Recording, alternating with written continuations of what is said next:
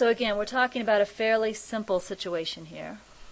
I've had 9 months of all day, every day, all by myself at home, to meditate as I felt to meditate, to write with spirit as I felt to write, to read as I felt to read. And now all of a sudden I have a 9-year-old girl who wants attention. And my perception, my way of looking at that, is that she wants one thing, I want another. We have a conflict of wills. And I am victim of this conflict. I cannot be happy because this conflict exists.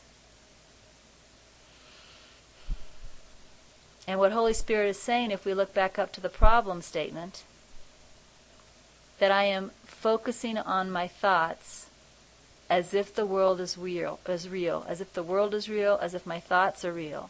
And if I continue to believe as I have always believed, I'm going to continue to have this experience in the world. I'm going to continue to believe in conflict of wills. I'm going to continue to be fearful, feeling that I need to defend my will.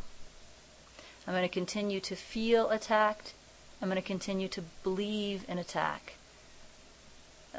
To a point, the world is going to be a place of conflict for me. And if the world is a place of conflict for me, I cannot be at peace. And again, I'm doing it all to myself, Holy Spirit is saying, by where I'm choosing to focus my attention. And then Holy Spirit continues, as I have said before, this is why reversal is needed. And when Holy Spirit says that, Holy Spirit is referring to a single quiet thought that I was given in April of 2006. Many of you know this single quiet thought quite well. It's probably the most quoted single quiet thought. It's the thought that says, that it talks about what I think I see, with see meaning perceive. What I think, that comes first. What I think I see. What I see I experience. What I experience I think. And then that just continues. What I think I see. What I see I experience. What I experience I think.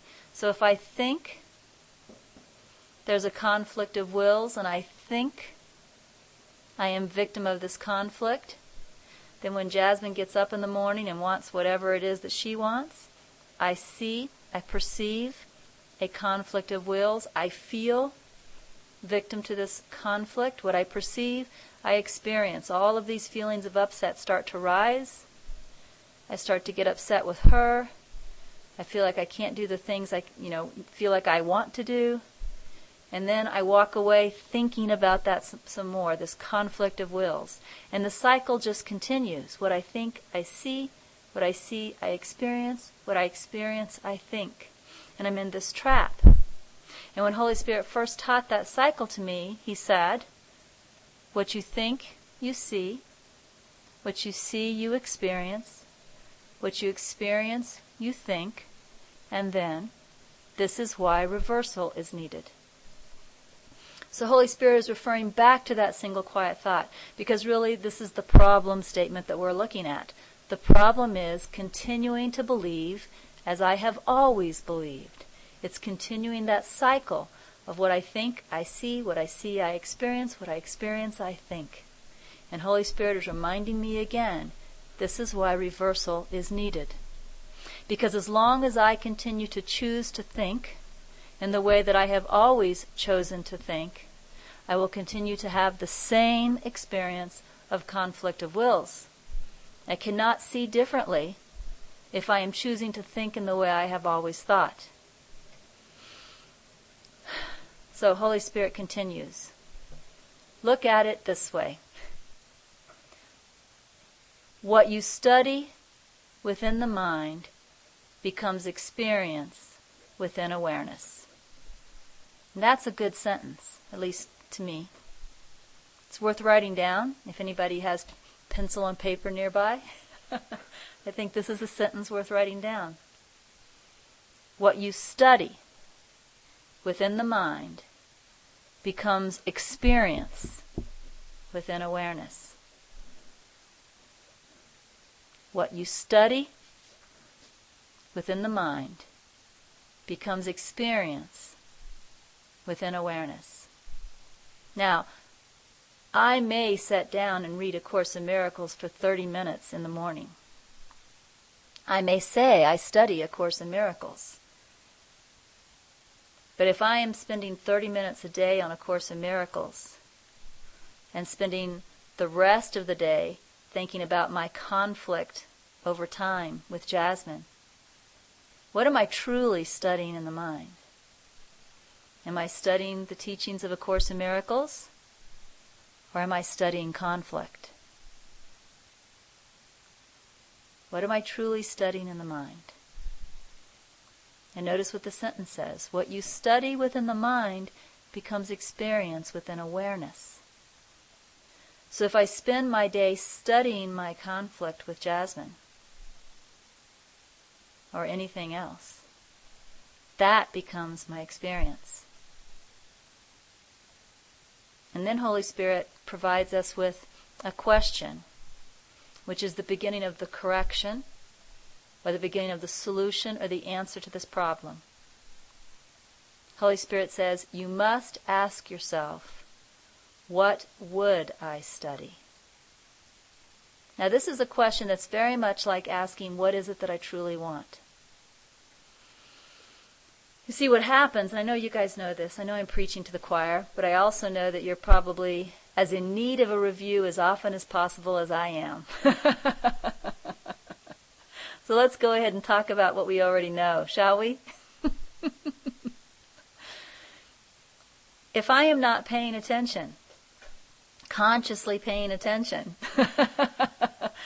you guys know as well as I do that I'm most likely studying the ego. Whenever I am not consciously, selectively, with chosen purpose, paying attention to my mind, I'm studying the ego. That is the default in the world. In order to not study the ego, I have to make a conscious choice to do something different. So yeah, I see people saying intention and attention, and then I see Kathy has said attention to intention. But yeah, that's really what Holy Spirit is doing with this question, what would I study? Because Holy Spirit is waking us up to remember what we want. Holy Spirit continues, even within the world, you have options from which to choose that which you would study. Within your relationship, you may choose to study and focus on or think about interference and conflict. Or you may choose to study and focus on and think about the alignment that you experience together.